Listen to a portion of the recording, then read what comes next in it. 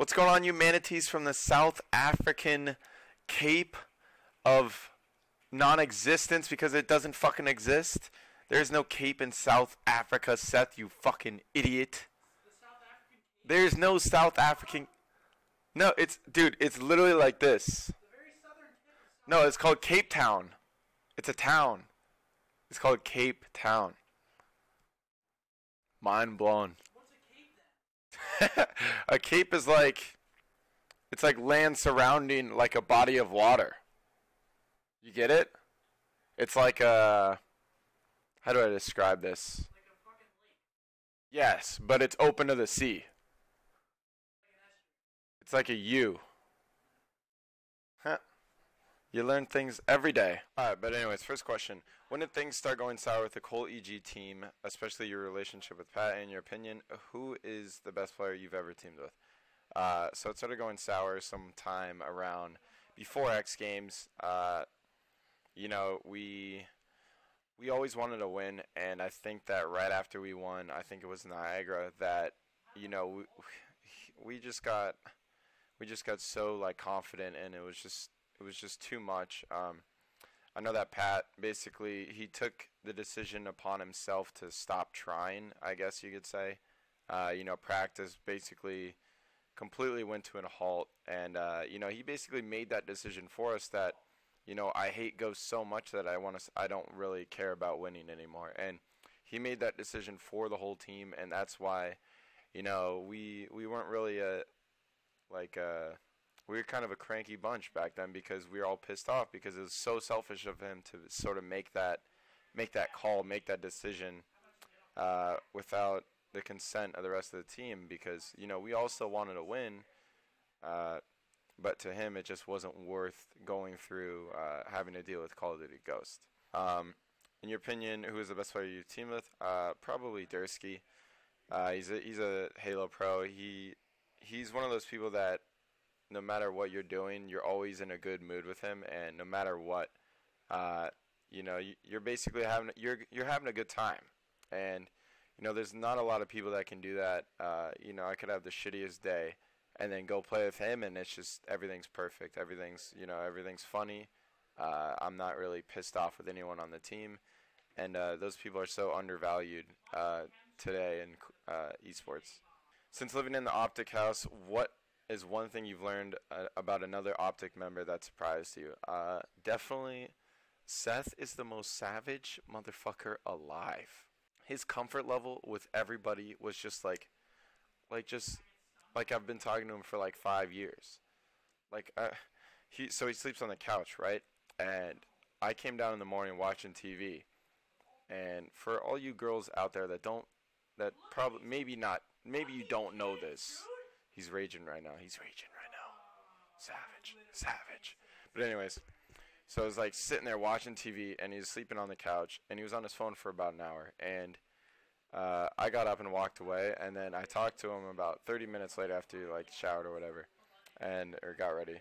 And he basically goes, he's like, dude, I had morning wood for an hour. I was waiting for you to get up.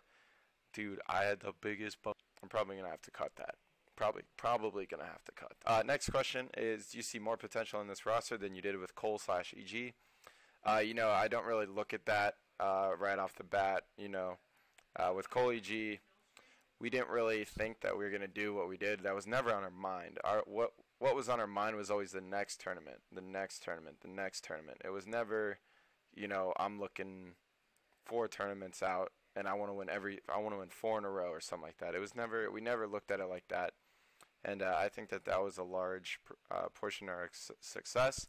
But definitely, I definitely see the potential. I see even more, I guess you could say, just because of the fact that, you know, we all get along really well, and we're all very talented at Call of Duty. And, you know, talking to Nate and Seth before, you know, joining the team, and basically what I got off of them was they were almost angry to win.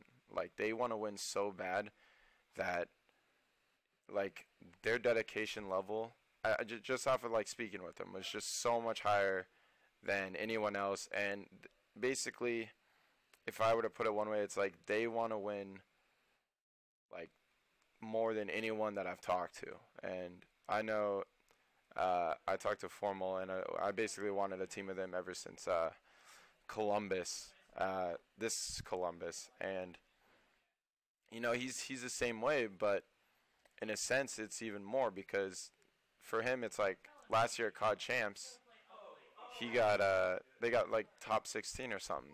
I mean, he was on TK and they got beat by Envy in like the first round, and that drive, that motivation, it's so important in Call of Duty because in my opinion, Call of Duty is so easy that if you want to be great at Call of Duty, you can, and it's just a matter of like experience and knowing the fundamentals of COD, and I think that we're all getting there.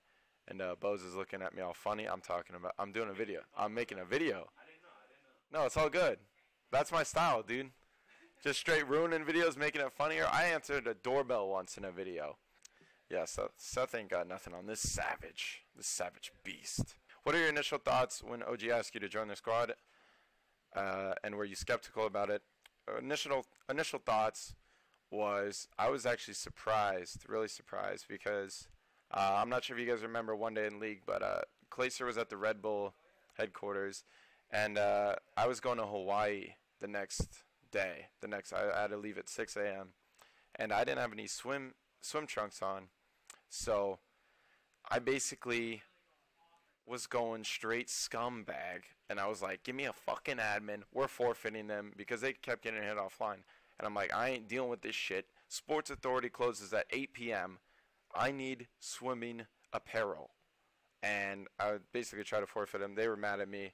I don't blame them because it's not really their fault. It's partially Clay's fault because he tweeted out the IP address. But, yeah, just sort of surprised because I didn't really expect it. And skeptical, not at all. I mean, right when I talked to him, I could tell that they're a different squad than how they've been over the years. And to me, I just saw that, and I was like not relieved, but I was all like, yes, like I was like a fuck yes, like one of those sort of things. But in my head, obviously not in front of him.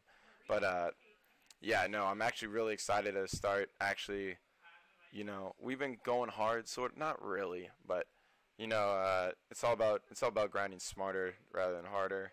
I know that if you do the same damn thing every game, you're not going to get better.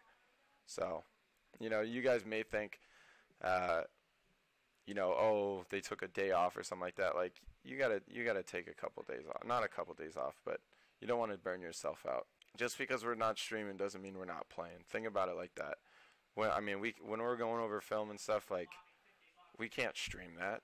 I mean, we could, but we're not there yet. But anyways, okay. Next question. A year ago, how would you react to Ake's team with Doug, Sensor, Martin? Sensor back, if you're talking about pre-Ghost, like Black Ops 2, those were kind of the days when he was like working out, trying to get jacked. And, that's great for him. But I think that he really didn't care too much about Black Ops 2. He wasn't really I want to say he was like an average player. And I think you'd agree with that. But to be honest, I think that he didn't give it his all. And I think he sort of realized that in Call of Duty Ghosts and where Call of Duty Esports is going. And I think he realized that, and he gave it his best effort in Call of Duty Ghosts. And he's pretty successful now on YouTube, on FaZe. Like, I don't know. It's kind of weird to me that Ake's is team with him, but I know they've been friends forever. So, as long as they're both happy, that's all that really matters. Next question from El Gasito. Said that's so official, man. Scale 1 to 10, how happy are you that you don't have to put up with Aches anymore? Geez, some Aches haters here. Probably like a 6 or 7. When Neslo left FaZe, guys, I'm not sure if you saw that, but he basically left because he felt like he was being disrespected.